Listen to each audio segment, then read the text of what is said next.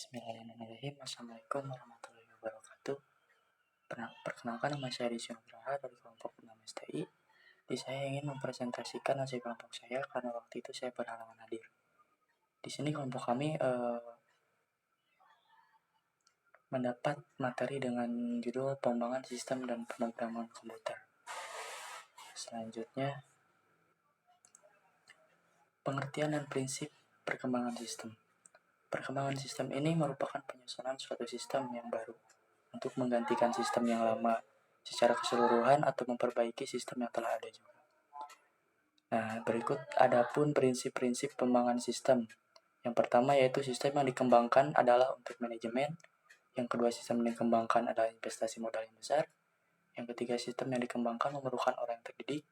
Yang keempat, tahapan kerja atau tugas-tugas yang harus dilakukan dalam proses pengembangan sistem. Yang kelima, proses pengembangan sistem tidak harus urut. Yang keenam, jangan takut membatalkan proyek. Dan yang terakhir yaitu dokumentasi harus ada untuk pedoman dalam pengembangan sistem. Selanjutnya, tim pengembangan sistem. Pengembangan sistem tentunya harus didukung juga oleh personel yang kompeten di bidangnya. Satu sistem itu biasanya terdiri dari yang pertama ada manajer analisis sistem, ketua analisis sistem junior, analis sistem senior, pemrogram aplikasi senior, dan pemrogram aplikasi junior. Nah, dalam jumlah personel tim di atas itu diperlukan kalau misalkan yang dikembangkan itu cukup besar. Apabila sistem yang dikembangkan kecil, maka timnya pun akan disesuaikan dengan kebutuhan yang akan dikerjakan dalam proyek tersebut. Lalu selanjutnya, alasan perlunya metodologi pengembangan. Metodologi pengembangan adalah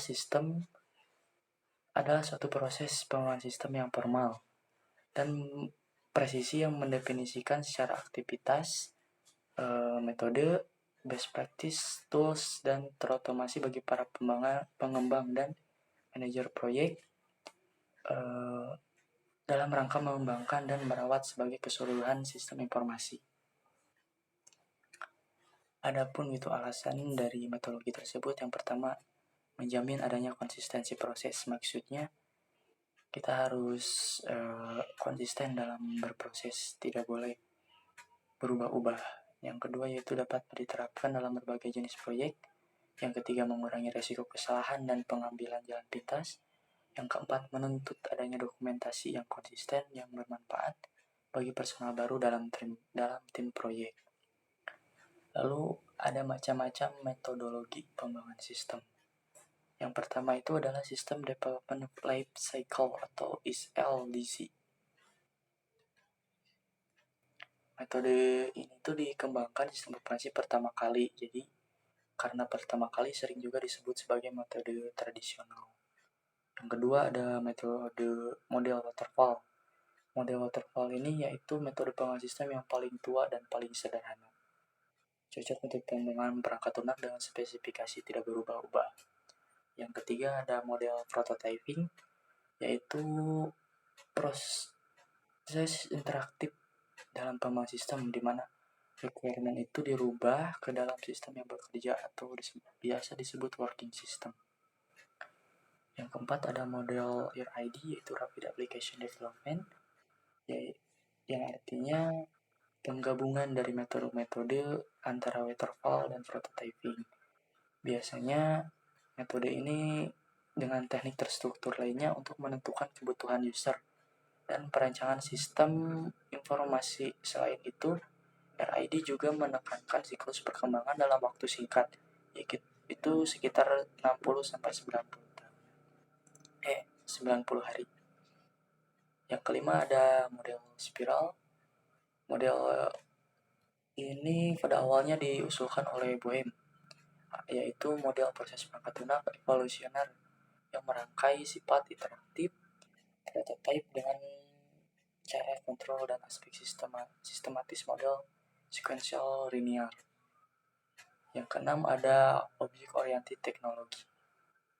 Object-oriented technology yaitu cara pengembangan perangkat lunak yang berdasarkan kepada abstraksi objek-objek yang ada di dunia nyata. Biasanya dasar pembuatannya itu adalah objek yang merupakan kombinasi antara struktur data dan perilaku dalam satu entitas. Yang ketujuh ada metode end user development. Di sini pengembangan dilakukan langsung oleh end user. Keterlibatan langsung end user sangat menggantungkan karena memahami bagaimana sistem kerja. Artinya, tahap analisis sistem dapat dilakukan lebih cepat. Kelemahan dari sistem ini yaitu pada pengendaliannya. Jadi, dalam mutu dan kecenderungan tumbuhnya, private sistem informasi integrasi dengan sistem yang lebih sulit. Lalu selanjutnya ada pemrograman komputer.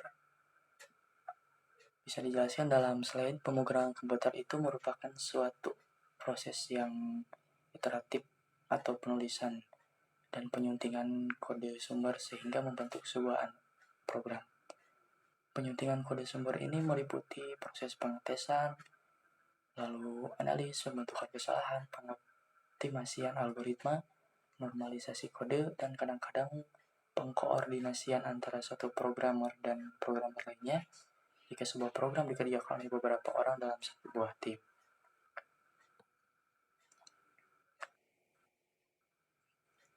Program komputer juga dapat dikategorikan menurut paradigma bahasa pemrograman yang digunakannya. Ada paradigma utama yang umum yang digunakan yaitu imperatif dan deklaratif. Program yang dituliskan dalam bahasa pemrograman imperatif ini biasanya memiliki algoritma yang ditulis dalam serangkaian klausal pendeklarasian atau bisa disebut sebagai ekspresi aritmatis dan sejumlah perintah.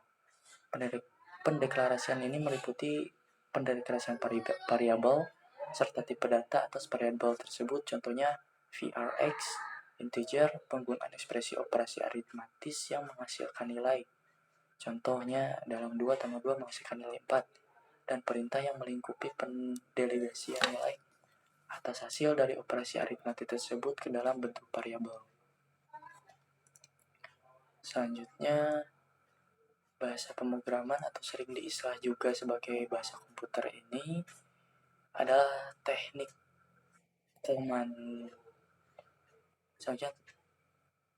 Selanjutnya bahasa pemrograman. Bahasa pemrograman ini atau sering disebut sebagai istilah komputer dengan bahasa komputer adalah teknik komando atau instruksi yang secara standar untuk memerintah komputer.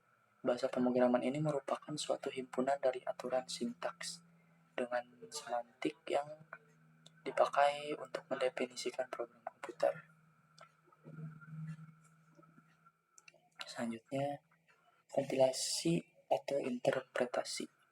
Dalam program komputer ada bentuk yang dapat dibaca oleh manusia. Biasanya disebut sebagai kode sumber. Kode sumber dapat dikompresasikan menjadi bentuk berkas yang dapat dieksekusi secara langsung oleh komputer. Proses ini disebut sebagai proses kompilasi dan biasanya dilakukan sebuah program. Utilitas dari bahasa pemrograman yang digunakan disebut sebagai compiler.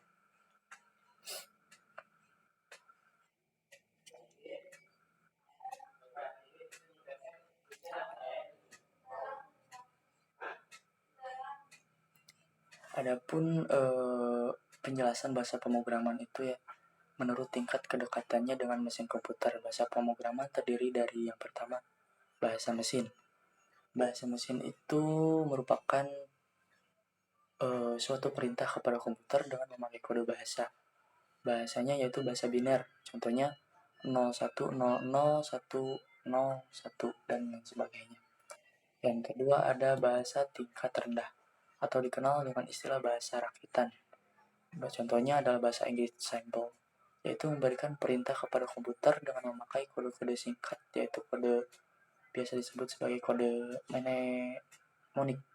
Contohnya move, shove, cmp, jmp, ggi, gl, glove, dan sebagainya. Yang ketiga ada bahasa tingkat menengah, yaitu bahasa yang campuran instruksinya dalam kata-kata bahasa manusia. Contohnya itu bahasa tingkat tinggi bawah dan instruksi bersimbolik. Contohnya ada tanda tanya, koma, dan lain sebagainya. Yang keempat ada bahasa tingkat tinggi. Bahasa tingkat tinggi ini adalah bahasa komputer yang memakai instruksi berasal dari unsur kata-kata bahasa manusia. Contohnya begin, and, if, for, while, and, or, dan sebagainya.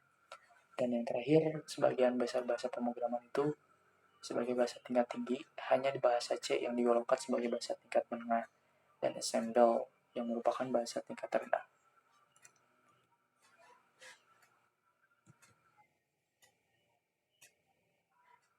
Bisa, mohon maaf, diulang kembali. Untuk kompilasi atau interpretasi, pada beberapa bahasa pemrograman tertentu, kode sumber dapat langsung dieksekusi sebagai sebuah program dengan menggunakan bantuan utilitas yang disebut sebagai interpreter, baik melalui proses kompilasi ataupun interaktif. Eksekusi program dapat dilakukan dalam sebuah proses batch tanpa membutuhkan interaksi dengan manusia. Nah, program interpretatif ini memungkinkan pengguna untuk menulis perintah dalam suatu proses interaktif. Kompiler ini juga digunakan untuk menerjemahkan kode sumber dari sebuah bahasa pemrograman menjadi kode objek ataupun kode mesin. Adapun kerugian utama dari pemanfaatan interpreter ini adalah untuk kerja programnya. Untuk kerja programnya ini biasanya lebih lambat dibandingkan dengan program yang dikompilasi terlebih dahulu. Namun, adapun keuntungannya juga, proses pengembangan perangkat lunak ini biasanya dilakukan lebih cepat, karena proses pengetesan atas berjalannya program dapat dilakukan dalam waktu yang relatif singkat, yang artinya tanpa memerlukan tahapan-tahapan kompilasi sebelumnya. Untuk selanjutnya yaitu